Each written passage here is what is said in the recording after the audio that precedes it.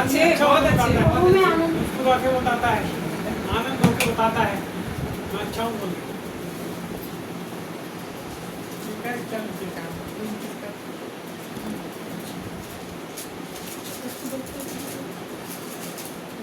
मैं बंद कर दूँ बेटा? मैं तो बोल रहा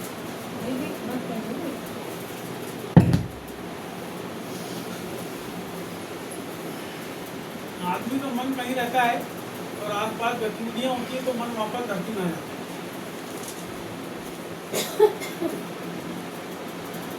अच्छे से बैठो, आप सीधे बगैर टिके बैठो। जितने जन बैठे हैं सब सो के मत बैठो, सीधे बैठो, अपनी पीठ को सीधी रखो। तब तुम्हारे मन के अंदर प्रभु का वचन जाए। सो के बैठोगे तो सोने की आदत पड़ेगी और प्रभु के वचन में जो है दिमाग नहीं लगेगा। इसलिए स्कूल में जितने बेंच रहते हैं वहाँ पे टिकने की व्यवस्था जो पढ़ाते हैं दिमाग के अंदर। जब इसलिए कई चर्च, बड़े बड़े चर्च जो है वहाँ सोने की व्यवस्था हो गई है। वहाँ के जितने विश्वासी हो मरे हुए विश्वासी, सोने की व्यवस्था का मतलब ऐसा टेकते, ऐसे ऐसे सुनते हैं वचन। देखो ऐसे अपनी पीठ टिकी है तो बैठे बैठे कई बाबा जी लोग सो जाते हैं, क्योंकि वो चर्च में जवान लोग चर्च के बाहर रहते हैं। चर्च के अंदर केवल बुजुर्ग लोग रहते हैं और जो रहते हैं वो बैठे बैठे झपकी भी मारते हैं, क्योंकि सोने की व्यवस्था वहाँ। लेकिन हम लोग जिस चर्च में आए वहाँ पे जमीन में बिठाने की व्यवस्था, ऊपर ऊपर बैठने का कुछ नहीं। कितना बीमार आदमी है सब जमीन में बैठे, कोई ऊपर नहीं बैठे। अभी अभी कुर्सी लाए थोड़े दिन पर। तो सुविधाएं जो होती है वो आदमी को क्या करती, जिस मंजिल को पाना है उस मंजिल से वंचित कर देती सुविधा।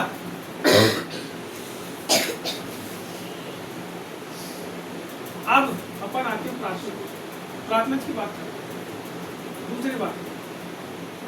दूसरी बात यह है कि जब हम प्रार्थना करते हैं सबको करते हैं प्रार्थना, तो एक जिंदा आदमी क्या करता है? जिंदा आदमी की हरकत कैसी रहती है? चलता है, चिल्लाता है, हंसता है और आँख से और जब कोई आदमी मर जाता है तो क्या करता है? तो जब कोई आदमी इस संसार के लिए मर के यीशु मसीह के लिए जिंदा रहना चाहता है तो अपनी आँख को क्या करता है? क्योंकि अगर वो आँख खोलेगा तो संसार दिखेगा। क्या दिखेगा? आँख जब जो आदमी प्रार्थना को में अपनी आँखी को खोल के देखते रहे मेरे को, वो सब कोई संसार के लिए जिंदा रहते, क्योंकि उनका मन प्रभु में नहीं है। इसलिए वो क्या करते हैं? आँख खोल के। आपको अपनी आंख बंद रखना पड़ेगा जब प्रार्थना होती तब। केवल पास्टर को आंख खोल के देखना चाहिए कौन प्रार्थना कर रहा है कि नहीं कर रहा है। क्योंकि पास्टर का उत्तरदायित्व है कि वो अपने विश्वासियों को देखे कौन आदमी क्या कर रहा है। ढोलक वाला गलत बजा रहा है तो उसको डांट, उसको देखता है फिर तो ढोलक वाला सही बजाने लगता है। खंजीरा वाला सही नहीं बजा रहा है तो पूरी भेड़ अपनी आंख बंद करके एक दूसरे के पीछे चल सकती है, लेकिन जो शुरू में रहता है उसको आंख खोल के चलना पड़ता है सही चल रही थी देखने के लिए। इसीलिए जब प्रार्थना करते हो तो आंख बंद करके प्रभु में लवलीन हो जाओ। जब प्रभु में आप अपने आप को संसार के लिए वहां के प्रभु के लिए अपने आप को जिंदा करते हो, आंख बंद करके जिंदा होते हो। कभी भी याद रखना, प्रभु में जिंदा होना है, आंख बंद करके जिंदा हो गया। आंख बंद करोगे और प्रभु में जब प्रार्थना करने लगोगे मन लगा, जब भजनों को गाओगे अपने मन लगा तो आपके गले की नस फटेगी इधर। आप प्रार्थना करते हो गूंगा जैसे बढ़ जाते हो। गूंगा आदमी तो एक प्रकार का मरज है, दिमाग में सब कुछ सोचता है, बोल कुछ सब सोचता है, बोलेगा कैसे? इशारा करता है। तो हमारे पास इशारे भी नहीं है, हम ऐसे विश्वासी। इस समय हम देखेंगे यूहन्ना की किताब और उसका 24वां अध्याय,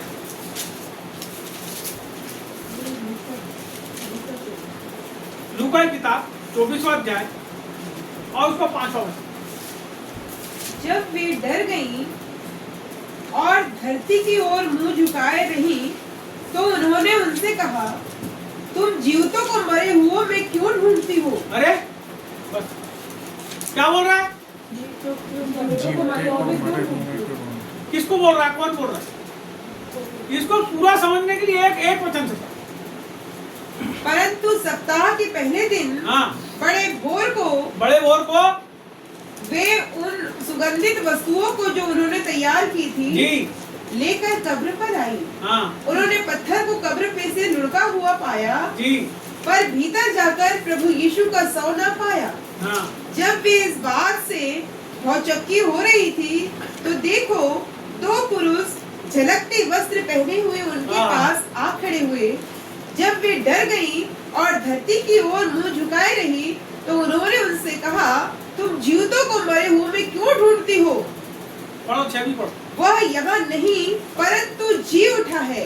स्मरण करो कि उसने गलील में रहते हुए तुमसे कहा था, अवश्य है कि मनुष्य का पुत्र पापियों के हाथ में पकड़वाया जाए और क्रूस पर चढ़ाया जाए और तीसरे दिन जी उठे। बस यहाँ पर एक बात देखने में आती है, और ये जो संदेश है, ये जो सुसमाचार है, पूरे विश्व की सारी महिलाओं को समर्पित है। सारी महिलाओं को। आपको पता है आज मेरे घर में आप सब आने वाले थे प्रार्थना में, तो कुछ लोगों ने विचार करे कि जब सब कोई आ जाएंगे तब खाना बनाएंगे, सब कोई नहीं। लेकिन मेरी पत्नी ने सोची कि नहीं, सब कोई आएंगे तो ऐसा क्यों करेंगे। उन्होंने क्या करी, सब जल्दी से जो है जो भीड़ी तो पूरा खाना अकेले ही बना डाली, फिर प्रिया ही तो मदद करी। बोलने का मतलब है कि एक महिला आदमी से ज्यादा कैसी है काम करने में, गवाही देने में, प्रभु की निकटता में जाने में तेज है। और यही तेजी कहाँ दिख रही है? इस जगह पर दिख रही है जहां प्रभु यीशु मसीह को कब्र के अंदर, आपको पता है, कब्र के बारे में बड़ी अच्छी बात बता पाऊंगा।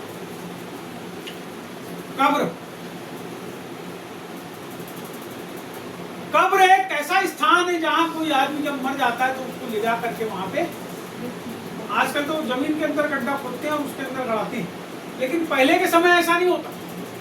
पहले के समय में चट्टान जो होती थी, पहाड़ जो होता था, जैसे अगर आप यहाँ से जाओ भरवेली तरफ तो वहां पे आपको चट्टान दिखेगी। यदि आप ऐसी जगह पे जाओ जहाँ पे से पहाड़ी इलाका वहां आपको चट्टान मिलेगी, तो वहां क्या करते थे, मजदूरों को हायर करते थे।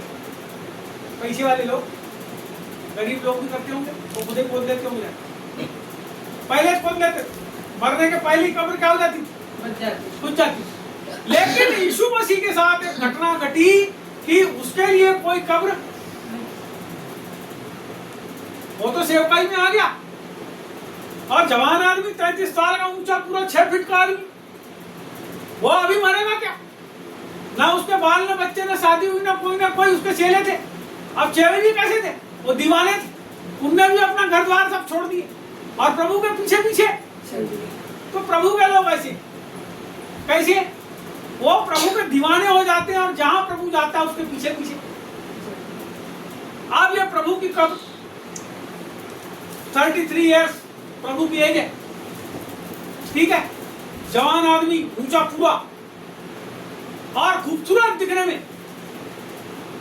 और अचानक से जो है उसको यहूदी लोगों ने पकड़ लिया। अपन ने अभी परसों के दिन देखे क्या हुआ, उसको क्रूस पे, अब क्रूस पे चढ़ा दिए। तो अब कोई कब्र है, मरने वाला सूबेदार ने बोला ये तो धर्मी आदमी, अपन ने देखे, अब धर्मी आदमी मरा तो उसको कहाँ करोगे, वहीं लटका रहने दोगे क्रूस के ऊपर, लाश को निकाल के। पहले क्या होता था, लाश को वहीं गांव के बाहर ले जाके टांग देते थे, क्रूस के ऊपर टांग देते थे, और चीर और जिद आके क्या करते थे, उसको नोच नोच के केवल कंकाल बच जाता था और पूरा मांस खा जाता। तो यहाँ क्या हुआ, प्रभु यीशु मसीह के लिए एक व्यवस्था की गई परमेश्वर की ओर से, और एक धनवान आदमी था जो अपने लिए एक कब्र को खुदवाते,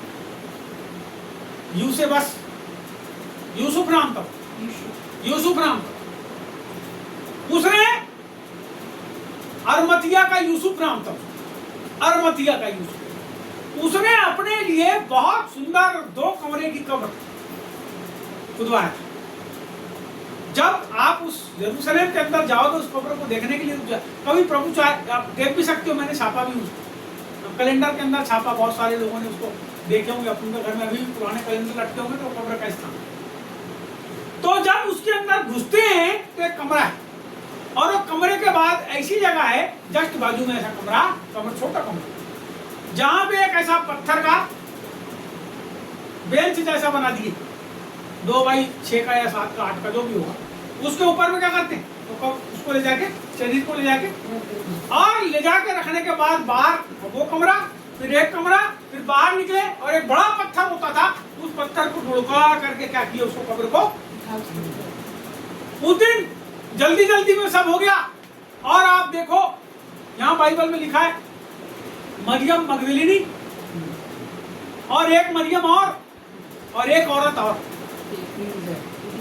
3 बाइबल में ऐसा लिखा है कि ये औरतों ने जब वो लाश को ऊपर उसके ऊपर में उतारे ना, इन लोगों ने निकोदेमुस में और उसने 2 लोगों ने मिलकर उतारे, और जब उतारे तो वहां लिखा है कि ये जो औरतें थी इनने प्रभु को नहीं छोड़ी। सुनो, वो यूहन्ना ने भी क्या किया, यीशु की माला मरियम को पकड़ा और चलते ही चला।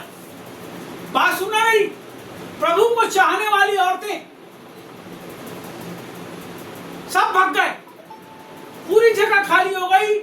वो 2 लोग आए जो गुप्त विश्वासी थे प्रभु, जिन लोगों ने यीशु पर विश्वास किया था। सुनो, जब एक समय ऐसा भी आता है जो लोग तुम्हारे साथ कभी नहीं दिखते, एक समय आता है जब कोई तुम्हारे साथ नहीं होता, तब अचानक से आके वो खड़े हो जाते हैं। ये योजना परमेश्वर की होती है। जब आपके साथ कोई नहीं होता, जो रोज आके तुम्हारे साथ भात खाते हैं, रोज तुम्हारी गाड़ी बैठ के घूमते हैं, रोज तुमसे दान दक्षिणा रुपया पैसा मांगते हैं, वो सब कभी न कभी एक दिन ऐसा आता है अचानक से गायब हो जाते हैं। लेकिन कोई ऐसा आदमी प्रभु का आदमी आके खड़ा हो जाता है जिसको कभी आपने 5 पैसे की चाय भी दी, और वो आके आपकी मदद। यहाँ वही हुआ, यहाँ वही हुआ। जितने साथ में प्रभु में घूमे खाए पिए घूमे, सब क्या हुआ, यहाँ एक घटना घटी कि 2 लोग आए, इनने लोग को साफ सुथरा करके कपड़े में लपेट उस कब्र के अंदर, और जब ले जाके रखे तो ये जो औरतें थी ये उनके पीछे गई और जाके देखी कि कौन सी जगह में उसको रखे हैं।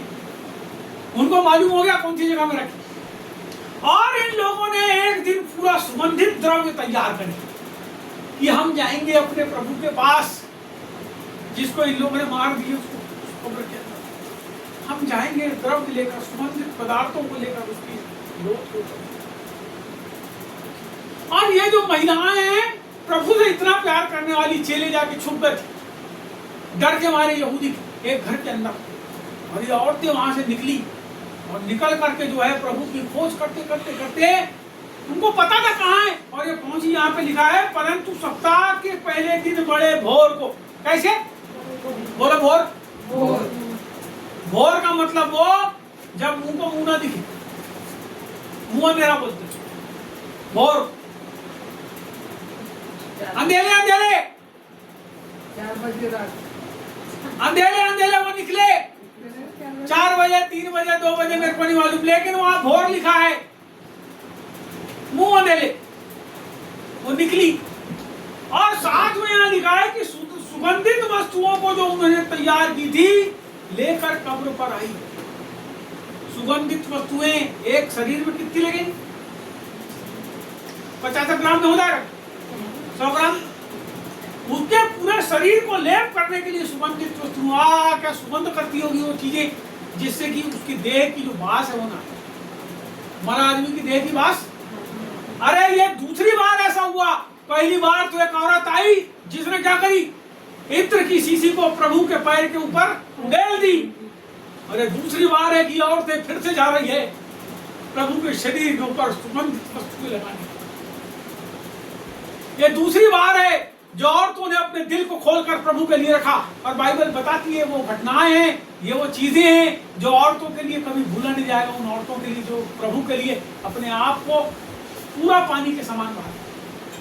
मैं आपको बताऊं, आज की तारीख में भी ऐसी औरतें जो परमेश्वर के लिए अपने जीवन को, अपने आत्मा को, अपने प्राण को पूरा समर्पित करती है। मैं आपको बताना चाहता हूं उनकी यादें भी कलीसिया से कभी नहीं मिटाई जा सकती। हालेलुया। वो लोग भी याद, आज भी उनकी याद जो है लोगों के हृदय के अंदर। बोलो यीशु प्रभु की, बोलो यीशु प्रभु। मोबाइल बंद कर दो जी उनका, किसी को आता होगा बंद कर दो। वो आखिरी तक बजेगा और डिस्टर्ब करेगा। बोलो यीशु मसीह की। तो ये जो औरतें हैं, इन औरतों के ऊपर ध्यान दो आप। सवेरे से वो चले गई, इसका मतलब रात को भी वो जगती रही होगी कि सवेरा होगा तो हम वो वस्तुएं तैयार करके आगे पहुंची वहां। देखो जब पहुंची यहाँ पे क्या हुआ, उन्होंने पत्थर को कब्र पर से लुढ़का हुआ पाया। जब वो गई थी ना एक दिन पहले, तो कब्र के ऊपर क्या दिए थे, पत्थर को बंद कर दिए थे।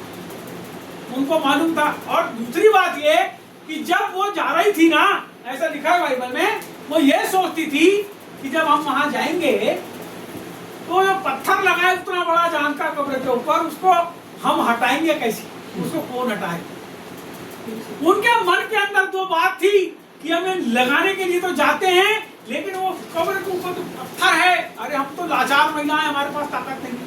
अरे हम जाते तो हैं, उसको हटाएगा कौन, क्योंकि वहां पुरुष लगेंगे उसको हटाने के लिए।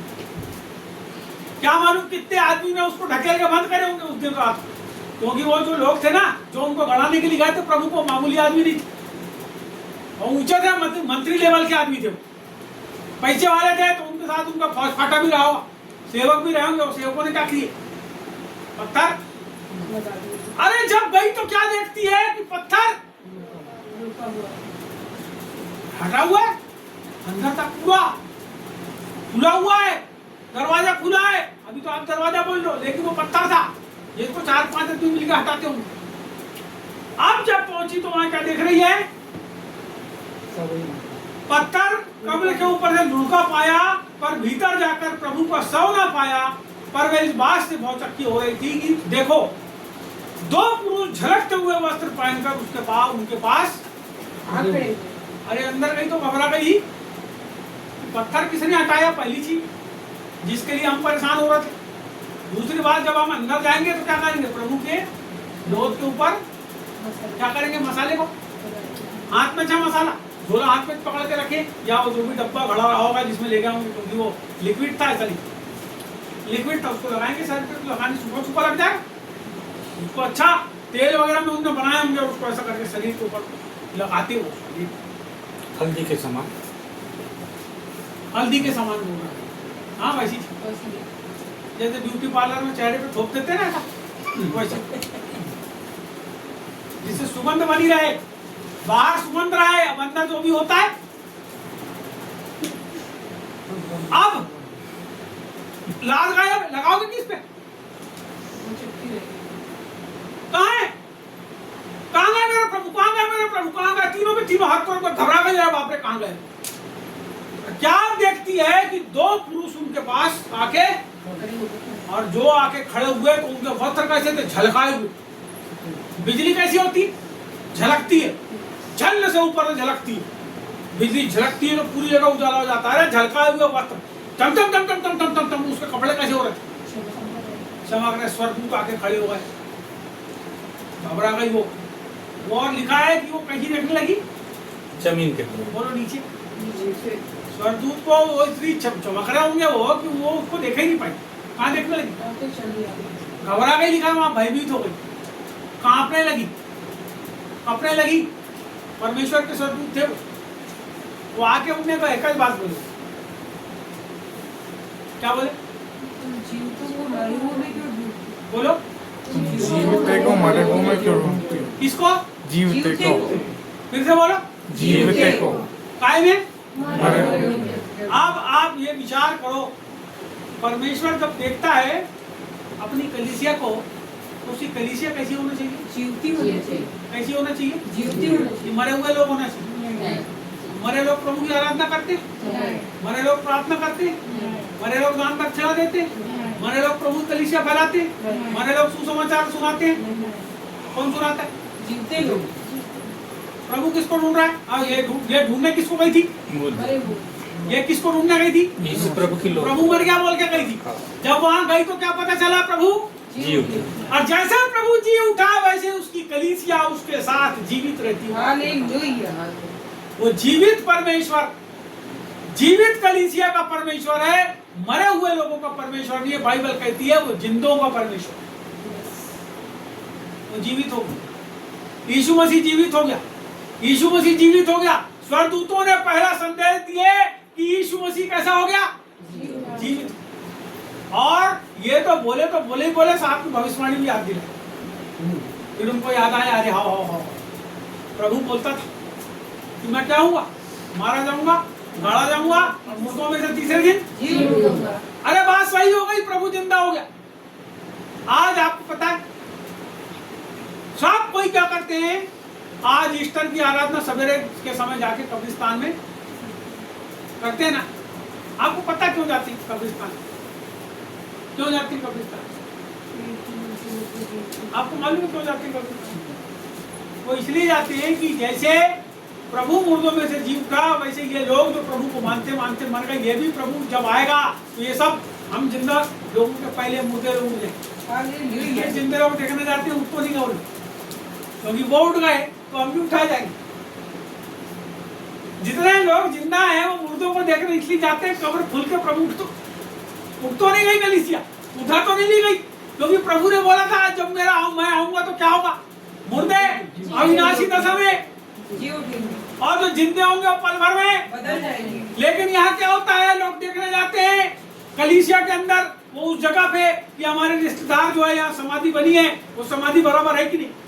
यदि बराबर नहीं होगी तो समझ जाएंगे कि हमारा रिश्तेदार मुर्दों में से जिंदा, अरे मैं तो धरती पे रह गया। अरे भैया क्यों, आपको पता है क्यों धरती पे लोग रह जाएंगे? अब मैं इस जगह पे वापस आता हूँ, कलीसिया स्थिति में वापस आता हूँ।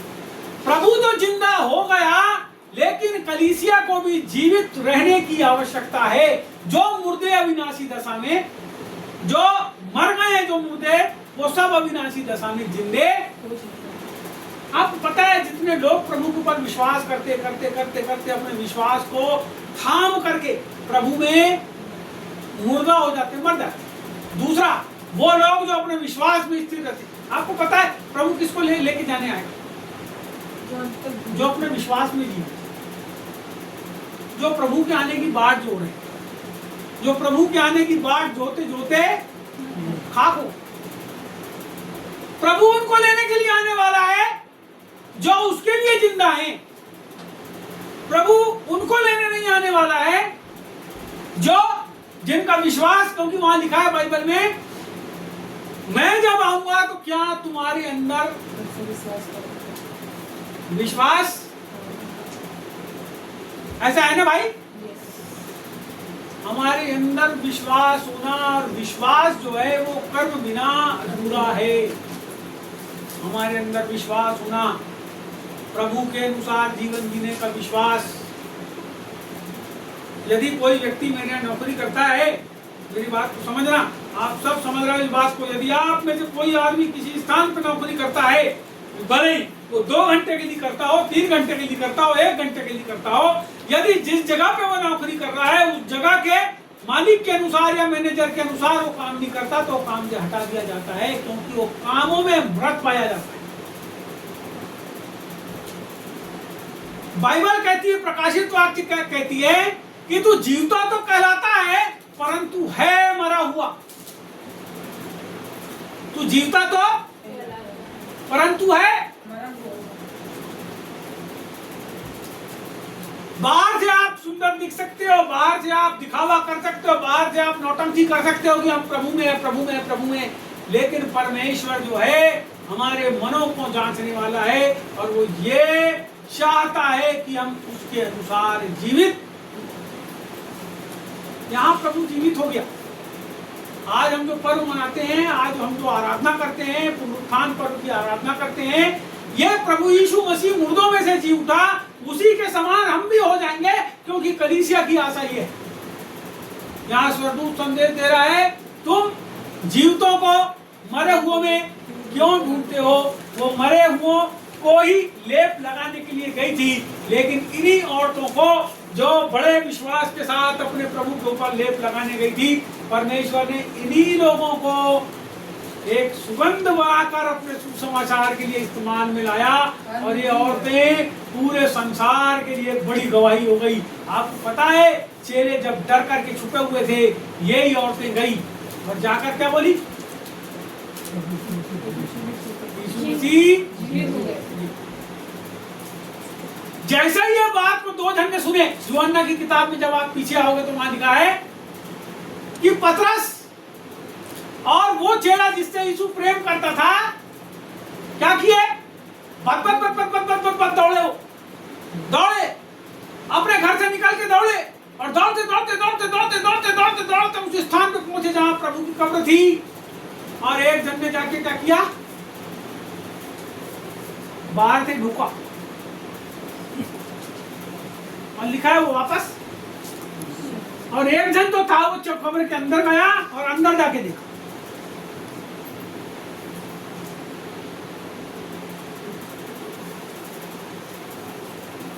बाइबल में ऐसा लिखा है इस घटना के बाद कि जब शाम हो गई, शाम हो गई, जब शाम हो गई तो प्रभु उनके बीच में आके खड़े हो गए और बोले, तुम्हें शांति। दो लोग गए, एक जन ने बाहरी से ही देखा, हाँ ठीक है बोले, जिनका हो गया होगा, वापिस हो गया। लेकिन एक जन और गया नीचे, एक जन ने बताया ना, लेडीज लोगों ने बताई ना, और नीचे उतरा और जाके बोला, सही में जिंदा हुआ ही नहीं, देख लेता हूँ। बोले वो यहीं कहीं छुपा तो नहीं, गिरा तो नहीं, पड़ा तो नहीं, शायद तो नहीं। आपको पता है मरियम मगदलीनी जो थी, एक दूसरे सुसमाचार में ऐसा जिक्र है, इसको आप देखिए, वो रो रही थी जब उसके प्रभु की लाश को उस जगह पे उसने पाई नहीं। तो जो दो उसकी साथियां थी, ऐसा एक जगह और जिक्र है, मैं उस जिक्र को भी बता देता हूँ। तो जो उसकी जो साथी लोग गई थी, वो लौट गई वापस, लेकिन मरियम मगदलीनी उसी स्थान के ऊपर रही। और वो जो जगह थी ना, वो बगीचे के समान जगह थी, जहाँ पे वो धनवान की कब्र थी, वो बगीचे के समान जगह। तो ये मरियम मगदलीनी क्या कर रही है? रो रही है बैठ के। तब वहां पे उसने एक आवाज को सुनी, और उस आवाज में ने कहा उससे, हे नारी तू क्यों, हे नारी तू क्यों? उसकी तड़प थी प्रभु के लिए।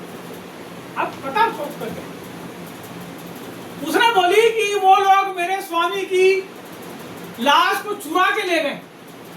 उसकी रो क्यों रही थी? प्रभु के लिए रो रही थी ना। वो औरत जो रो रही थी, वो प्रभु के लिए रो रही थी कि उसकी लाश को क्या किया उन लोगों ने चुरा के। हमारी आंख में आज आंसू अपने प्रभु। हम नामधारी प्रार्थना करते हैं, जैसे नामधारी लोग होते हैं ना, मसीह नामधारी मसीह, उसी प्रकार से हम नामधारी प्रार्थना करते, नामधारी प्रार्थना, दिखावे की प्रार्थना। जब हम प्रभु की निकटता में और उसकी भरपूरी में आते हैं, आपको बताना चाहते हैं, उसको समझना। जब आप प्रभु की निकटता में, उसकी उपस्थिति में आते हो ना, तो आपकी आंख से बगैर किसी के डराए, बगैर किसी के चमकाए, बगैर किसी दुख के, अपने मन से प्रभु की उपस्थिति में आंख से आंसू बहने। ये रो रही है अपने प्रभु के लिए।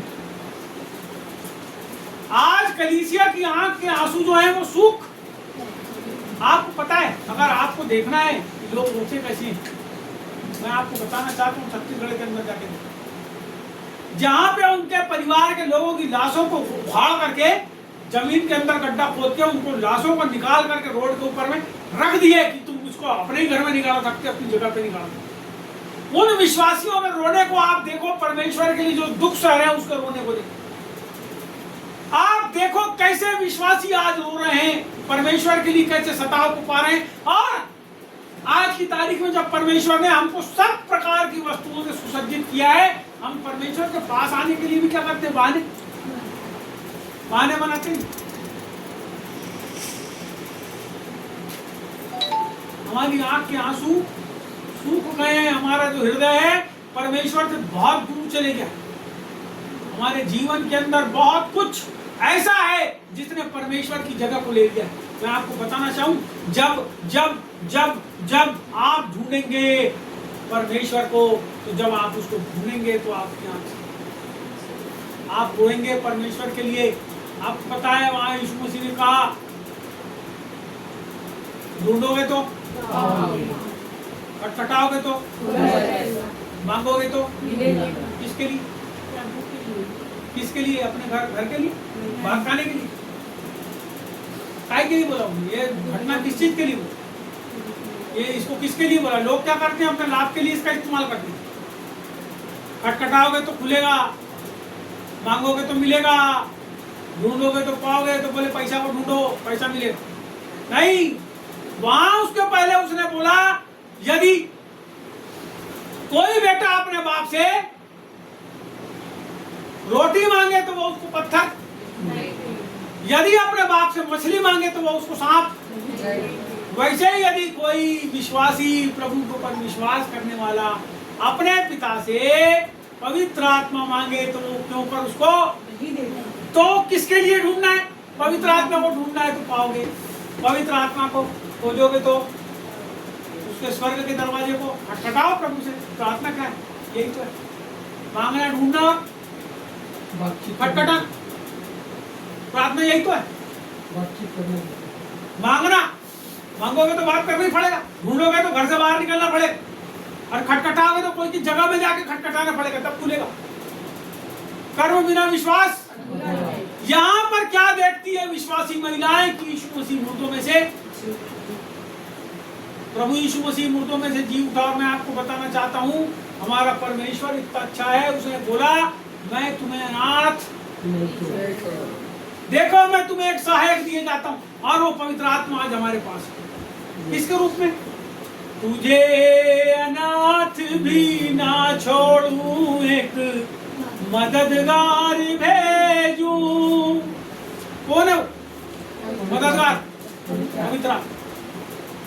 आज हमको जिससे दोस्ती करना चाहिए, जिसके लिए छटपटाहट होना चाहिए, वो छटपटाहट है पवित्र आत्मा। और रोना जो है वो है पवित्र आत्मा।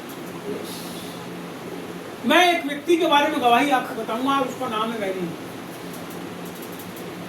जब उसने अपनी जिंदगी में पहली बार पवित्र आत्मा के स्पर्श को पाया, तो वह उससे मिलने के लिए बेचैन हो गया। वो मिलने के लिए जो है उससे अपनी आंख में आंसू को ले आया, वो उसके लिए तड़पने लगा, उसके लिए खलपने लगा, उसके लिए बार बार जो है परमेश्वर के चरणों के निकट। और जब जब वो अपने कमरे में जाता, घुटने टेकता, प्रार्थना करता, पवित्र आत्मा की उपस्थिति उसके लिए। हमारे जीवन के अंदर आज प्रभु को पाने की आस होना चाहिए। हमारी आंखों में परमेश्वर के लिए आंसू होना चाहिए। हमारे जीवन में परमेश्वर के लिए एक बड़ी तड़प होना चाहिए कि वो हमको मिल जाए और हम उसके साथ चलें। आप इसी घटना के साथ जुड़ी हुई एक घटना, और एक रास्ता है, और वो रास्ता है इम्माऊस का रास्ता। इसी में आप पढ़ो, चारों समाचार में आप पढ़ो। इम्माऊस का जो रास्ता है, इसके बारे में ऐसा लिखा है,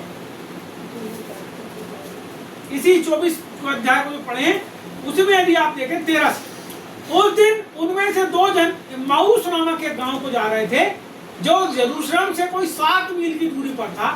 वे इन सब बातों पर जो हुई थी आपस में बातचीत करते जा रहे थे। और जब वे आपस में बातचीत और पूछताछ कर रहे थे, तो यीशु आप पास उनके साथ हो लिया, परंतु उनकी आंखें ऐसी बंद कर दी गई थी कि वे उसे पहचान न सके। इम्माऊस के मार्ग पर यीशु की मुलाकात इन 2 लोगों से उसी दिन हुई, कोई और दिन नहीं। जिस दिन ये मरियम मगदलीनी ने और उनके साथियों ने जो यीशु मसीह को जीवित अवस्था में पाया, जो चेले थे वो आके देखे खाली कब्र है, उसी दिन लिखा है वहां। उनमें से 2 जन 7 मील दूर यरूशलेम से इम्माऊस की ओर जा, और जब वे उस रास्ते पे जा रहे थे, तो जब वो जा रहे हैं तो उनके बीच में प्रभु क्या कैसा आया? अजनबी के समान। और जब आया ना, तो जब क्रूस पर चलाया था तो उसकी हालत कैसी थी? वैसा तो नहीं दिखा। प्रभु किसी और बॉस अच्छे तरीके से उनके साथ आया। बाइबल में लिखा है कि उनकी आंखें क्या क्या कर दी गई थी, बंद कर दी गई थी लोग उसे पहचाने। और जब वो आए, वो बात कर रहे हैं यीशु मसीह के मारे जाने की, गाड़े जाने की बात कर रहे हैं। जब वो आए, प्रभु के साथ चलते। जब आप लिखा है मलाकी किताब में, उन्होंने, किन्ने, विश्वासियों ने परमेश्वर के बारे में बात की, ऐसा लिखा है मलाकी किताब में। मैंने एक बात प्रचार की, उन्होंने परमेश्वर के बारे में बात की, आपस में बात की, और परमेश्वर उसको सुनता था। ऐसे जब आप अपने घर में होते हो ना और बात करते हो अकेले में, चाहे आप प्रभु की बात ना भी करो, लेकिन जब आप प्रभु के मानने वाले होते हो और जब बात करते हो, तो बाइबल में क्या लिखा है, परमेश्वर उनकी। आप किस प्रकार की बात किसके लिए करते हो, परमेश्वर उसको सुनता है। बीच में ऐसा होता था कि कुछ विश्वासी लोग थे, हमारे घर में आते थे प्रार्थना करने, और जब वो अपने घर में जाके बात करते थे, तो मेरे को ऐसा लगता था क्या बात कर रहा है, मेरे कान में कुछ आवाज। तो कई बार परमेश्वर जो है वो प्रकट कर देता है कि मैंने तुम्हारी बात सुना, लेकिन कई बार जो है चुपचाप रहता है, कुछ नहीं बोलता। बोलता किसको है, यहाँ लिखा है परमेश्वर किससे आके मिलता है, जो लोग उसके बारे में बात करते हैं, बात को सुनना। आपको पता है, जब जब आप परमेश्वर के बारे में चर्चा करोगे, अपने घर में करोगे, अपनी पत्नी से करोगे, अपने दोस्तों से करोगे, अपने मित्रों से करोगे, उस समय परमेश्वर आपके पास आकर खड़ा हो जाएगा, चलने लगेगा, और आप पहचान नहीं पाओगे कि प्रभु ही भी हमारे साथ। उस समय लगेगा मैंने प्रसार किया, लेकिन आपको पता है वो उस समय प्रभु आपके पास आके खड़ा होगा, और वो आपको बुद्धि ज्ञान समझ देगा कि आप बात कर सको, लोगों के जीवन के अंदर उस बात को कर सको।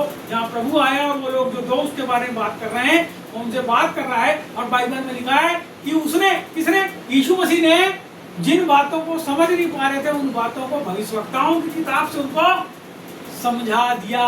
प्रभु जो है केवल इस युग की बात नहीं करता, जो युग बीत चुका है वहां से भी वो अपने बारे में सब बातों को निकाल निकाल कर हमारे सामने रखता है, और ये बताता है कि तुम मुझे मुर्दों में, मैं क्या हो गया, जीवित हो गए। हमारा परमेश्वर जीवित है, हमारा परमेश्वर मरा हुआ नहीं है। प्रकाशित वाक्य की किताब में है नहीं। हम प्रकाशित वाक्य की किताब पहला अध्याय में निकालेंगे, बहुत खूबसूरत वहां यीशु मसीह का वृत्तांत है, इसको आप देखिए।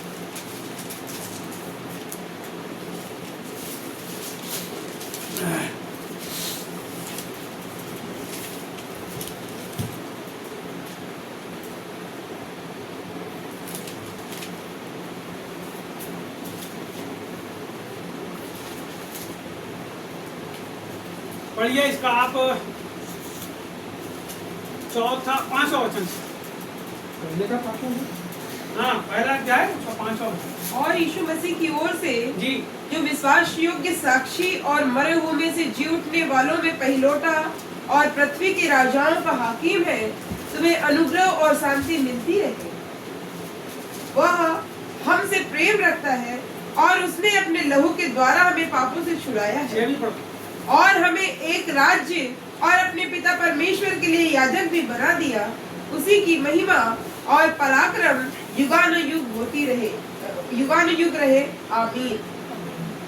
यहाँ पे लिखा है, और यीशु मसीह की ओर से जो विश्वास योग्य साक्षी और मरे हुए में से जी उठने वालों में पहलौठा और पृथ्वी के राजाओं का हाकिम है, अनुग्रह और शांति। यहाँ पर जब यूहन्ना को प्रभु ने दर्शन दिया, ये सब कलीसियां हैं जो 7 प्रकार की कलीसिया के बारे में प्रकाशित वाक्य में देखते हो आप, तो आसिया नाम का एक प्रांत था। उस प्रांत के चारों तरफ, रोमन साम्राज्य के चारों तरफ, सब जगह पर परमेश्वर का नाम क्या हुआ, स्थापित हो गया। हो सकता है थोमा भी जो है भारत के अंदर उस समय आ गया हो। ये अंतिम अवस्था है। अब ये जो चिट्ठी लिखी गई है कलीसिया को लिखी गई है, और यहाँ पर यीशु मसीह ने प्रकाशन दिया यूहन्ना को। वो प्रकाशन तब से लेके आज तक हम सबों के लिए एक जैसा बना है। वो हमसे बात करता है, और यहाँ पे बोल रहा है यीशु मसीह की ओर से जो विश्वास योग्य साक्षी, बोले विश्वास योग्य साक्षी। दूसरी बात बोलता है, मरे हुए में से जी उठने वालों में पहलौठा। दूसरी बात क्या है? मरे हुओं में से जी उठने वालों में पहलौठा। और तीसरी बात बोलता है पृथ्वी के राजाओं का हाकिम है। क्या है तीसरी बात? पृथ्वी के राजाओं का। पहली बात जो है वो यहाँ पे लिखी है कि वो विश्वास योग्य साक्षी है। कैसा है प्रभु हमारा? साक्षी का मतलब गवाह। परमेश्वर ने आपको चुना है, वो कभी नहीं बदलेगा इस बात से। तो उसने आपको नहीं चुना, कभी नहीं बोले। यदि उसने आपको बुलाया है तो वो विश्वास योग्य है। आप अपने विश्वास से बदल सकते हो, लेकिन वो अपने विश्वास से कभी, अपने विश्वास योग्यता से कभी। दूध पिलाने वाली माता अपने जन्माए हुए बच्चे को छोड़ सकती है, परंतु मैं तुम्हें न कभी छोड़ूंगा न कभी त्यागूंगा। बाइबल में लिखा है मत्ती रचित सुसमाचार 28 अध्याय में आखिरी में। पहले उसने बताया तुमको क्या क्या काम करना, फिर बोलता है देखो मैं जगत के अंत तक तुम्हारे साथ। विश्वास योग्य साक्षी, जिसकी गवाही जो है विश्वास योग्य है, वो कभी भी गड़बड़ी वहां पर नहीं हो सकती। विश्वास योग्य है, कोई आदमी उस विश्वास योग्यता को नहीं डाल सकता। विश्वास योग्य साक्षी है परमेश्वर हमारा। तो मुर्दों में से जी उठा। बात क्या बोला? मरे हुए में से जी उठने वालों में पहलौठा। अरे तो उसके पहले लाजर को जिंदा किया था ना, लाजर को भी तो जिंदा किया था। लेकिन लाजर मुर्दों में से जिंदा होके फिर से मर गया। सुनना, नाइन की जो औरत थी विधवा, उसका जो पुत्र था वो जिंदा होके फिर से। पहलौठा का मतलब जो पहली ऐसा जीवित हुआ जो कभी उसके बाद आज तक कभी भी नहीं जिंदा। एलिया भी और अनोख भी उठा लिए गए, अभी मरे नहीं। बाइबल बताती है 2 गवाह आएंगे जिनका मरना। लेकिन ये जो यीशु मसीह है, मरे हुओं में से जी उठने वालों में पहलौठा, और तब से लेके आज तक कैसा परमेश्वर जीवित है। इसीलिए उसको ऐसी जगहों में जाके ढूंढना बंद करो जहां पर आप ऐसी चीजों को ढूंढने जाते हो जिसको ढूंढने में कोई औचित्य नहीं है। आप उसको ऐसी जगह ढूंढो जहां वो मिल सकता है। कहाँ मिल सकता है? कलीसिया। प्रभु कहाँ मिल सकता है? कलीसिया में। हाँ जी, कलीसिया में प्रभु कहाँ मिल सकता है आपको? अरे जहाँ आंख बंद कर लो, जहाँ उसका स्मरण करो, वहीं तुमको प्रभु उसको कोई स्थान में खोजने की आवश्यकता नहीं। कि कोई आके बोलेगा बोलता अंत के समय में कि प्रभु यहाँ है वहां है, तो उसके पीछे मत चले जाओ। हमारा परमेश्वर हमारे साथ, हमारे मध्य में है, हमारे मध्य में है, हमारे मध्य में है। वहां लिखा जहाँ 2 या 3 मेरे नाम से जमा होते हैं प्रभु हमारे अंदर है। क्या तुम नहीं जानते तुम परमेश्वर का? तो हमारे को ना इस बात की खातरी होना कि हमारा परमेश्वर मुर्दों में से वो हमारे साथ रहता है। अभी थोड़ी देर पहले अपन ने पवित्र आत्मा के बारे में बात की। वो हमारे साथ किसका आत्मा है? यीशु का आत्मा है। उसके बारे में लिखा है यीशु का आत्मा है। और तीसरी बात यहाँ पे लिखी है उसके बारे में, वो पृथ्वी के राजाओं का आत्मा। जितने भी पृथ्वी के राजा हैं, चाहे वो दिखते हो चाहे मत दिखते हो, सबका हाकिम है वो, सबके ऊपर अधिपति हमारा परमेश्वर। वो परमेश्वर यहाँ इसी में आगे लिखा है जिसके पास मृत्यु और अधोलोक की कुंजियां हैं। वो कहता है, आगे लिखा है वहां, आप निकाल के पढ़ोगे, जिसके पास मृत्यु और अधोलोक की। क्यों कुंजी है उसके पास? क्योंकि वो मुर्दों में से उसने नरक की जो कुंजियां शैतान के पास थी, जो अधोलोक की कुंजियां थी, उसने लेकर के विजयी हुआ। लिखा है क्रूस के ऊपर जय जयकार की ध्वनि सुनाई दी। क्रूस के ऊपर जय जयकार की ध्वनि सुनाई दी। तो जय प्राप्त कर लिया सारी दुष्ट की सेनाओं के ऊपर, सारी दुष्ट की सल्तनत के ऊपर उसने जय प्राप्त कर लिया। और आदम का जो अधिकार था वापस उसको, आज का जो दिन है वो मुर्दों में से जी उठे प्रभु का दिन है। आज का जो दिन है, हमारे हम जो जीवते लोग हैं, हम जीवते लोगों का जीवित परमेश्वर का वो दिन है कि उसने भी हमको क्या किया? अपने समान जीवित, उसकी कलीसिया कैसी है? जीवित है। तो जीवित कलीसिया का हिस्सा बनो, मुर्दों में से जीवित। यदि हमारे मन के अंदर दुख है तो परमेश्वर के लिए होना, यदि हमारे मन में पीड़ा है तो प्रभु के लिए होना। इस संसार और इसकी संसार की वस्तुओं के लिए प्रेम नहीं होना, लेकिन हमारा प्रेम, हमारी खोज, हमारी ढूंढने की जो शक्ति है वो परमेश्वर के लिए खर्च होना चाहिए। केवल आज मैं इतना ही कहना चाहूंगा, इस बात को आप समझें और उसको अपने जीवन में ग्रहण करें। आइए हम प्रार्थना करेंगे, उसके बाद प्रभु